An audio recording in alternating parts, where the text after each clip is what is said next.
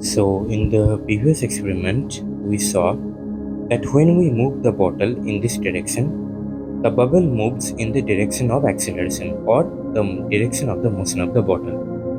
Now, this was not expected as per Newton's first law of motion or the law of inertia.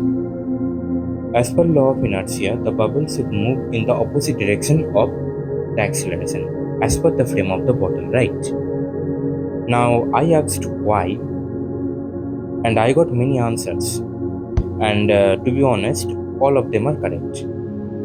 But now let us understand this in much more details, or let us dive ourselves into deeper concepts. See, the reason to the phenomenon depends on from where we observe the motion. Now, why this from where? I mean, the reason to the phenomenon should not depend on from where I am observing the motion, right? The reason should be independent of the place from where I am observing the motion. Well, see, the frame of the bottle is a non-inertial frame of reference, while someone standing outside is at an inertial frame of reference. And it's surprising that the laws of motion are different in these two frames. One is the non-inertial frame of reference, and another is the inertial frame of reference. Now, one thing that I must be very clear is that you don't need to understand each and everything here, because we will be exploring some mathematical formulas also. But I will be explaining in such a way that anyone can understand it. Now, here's a very primary understanding. This is you, and these are two footballs colliding with one another, or they're interacting with one another. Now, if you, who is at rest, is going to calculate the force of interaction between these two balls, then the force of interaction will depend upon, first of all, how these two balls interact, the momentum of the balls, and all the other required conditions. And that is very simple. Now consider a man standing in a train, and this train is accelerating in this direction. Now, if this man is thinking of calculating the force of interaction between these two balls, then surprisingly, the force of interaction between these two balls will not only depend upon the momentum of the balls or how they interact, but also will depend upon this acceleration of the train. Now, this is quite surprising. I mean, see, the train is accelerating here, and somewhere else these two balls are colliding, but somehow the force of interaction between them is now depending on the acceleration of the train. And such a frame where the force of interaction between two particles not only depends upon how they interact, but also depends upon the motion of the frame itself, is called a non-inertial frame of reference. And the frame where the force of interaction between two bodies or more than two bodies does not depend upon the motion of the frame itself is called an inertial frame of reference. So now let us recap what we have said or what we have understood. Well, a non-inertial frame of reference is such a frame where the force of interaction between two bodies not only depend upon how they interact, but will also depend upon the acceleration or the motion of the frame itself. While a frame that is an inertial frame of reference, in this frame, the force of interaction or how the two bodies interact will not depend upon the motion of the frame itself, and this frame is called an inertial frame of reference. Simple. Now let's obtain the mathematical formula or the mathematical structure behind these two frames.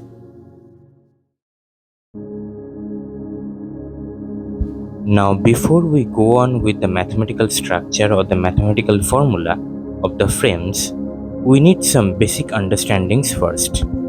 Number one, v is the velocity of a body. Now, if I find delta v by delta t, now delta v means change of velocity with respect to time or in a certain time interval, then it results in acceleration. Now, if this time interval is very small, now very small means almost tending to zero, I mean almost at an instant, then this formula reduces to dv by dt, and this dv by dt is actually equal to acceleration, and this acceleration is not just normal acceleration, this is instantaneous acceleration, I mean the acceleration at that instant, because this delta t has become very small. Here, as delta t has become very small, so this delta t has become dt. So the second thing that we have to understand is Newton's second law of motion. So the Newton's second law of motion states that the force on a body is equal to mass into acceleration. Here m means mass of the body and a means acceleration of the body due to the applied force. Now here the mass is not changing, so we are just considering change in velocity, so it's just m into a. But if mass would have changed, then we would have to consider the change in mass also. But in this case, mass is constant, so we don't have to worry about change of mass here. Just worry about the change in velocity, that is acceleration. Now this can also be written as m into dv by dt. This dv by dt is the acceleration or the instantaneous acceleration. So we take the same previous example where this is you, this is a man standing in a train, this is a ball that is going in this direction with an acceleration small a, and this train is also going in this direction with an acceleration of capital A. Now suppose at any instant the velocity of this ball is small v, and at that instant the velocity of the train is capital V. This is the instantaneous velocity, I mean the velocity at that instant. Now if you want to calculate the velocity of this ball, then according to you the velocity of the ball will be just small v, because you are at rest. Simple. But if this man is thinking of calculating the velocity of this ball, then according to him the velocity of the ball will be small v minus capital V. This is actually the resultant velocity of the ball with respect to this man at that very instant. Now, if you want to calculate the force on the ball with respect to you, then it is m into d of small v by dt. V is the velocity of the ball at any instant according to you, right? So it is d of small v by dt, which is equal to m into a. And this aligns with Newton's second law of motion. That's very simple. Now, here comes a twist.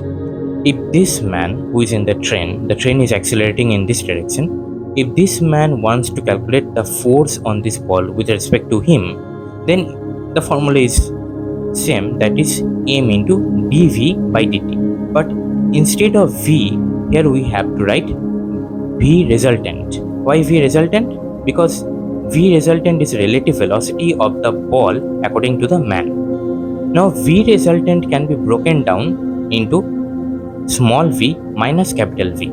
So now the formula becomes m into d of small v minus capital V by dt. Further breaking the formula, we get m into d of small v by dt minus m into d of capital V by dt. Now this d of small v by dt is the acceleration of the ball, so it comes out to be m into a.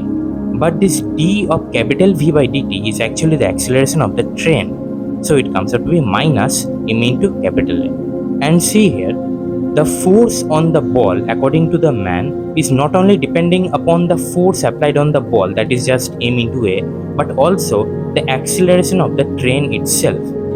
And this is the mathematical structure of non-inertial frame of reference. And this also actually proves the statement that I told, that as per Newton's second law of motion, the formula is just m into a. But if we are looking from a non-inertial frame of reference, then it's not just m into a, but it will also depend upon the motion of the frame itself. And see, This m into a is actually a term that depends on the motion of the train itself. A means capital A. So thank you. That's all I had to say about inertial and non-inertial frames. Now in the next video, as we have understood the concept of frames and their mathematical structure, in the next video we will try to understand why the bubble was moving forward, I mean in the direction of acceleration, by using these concepts.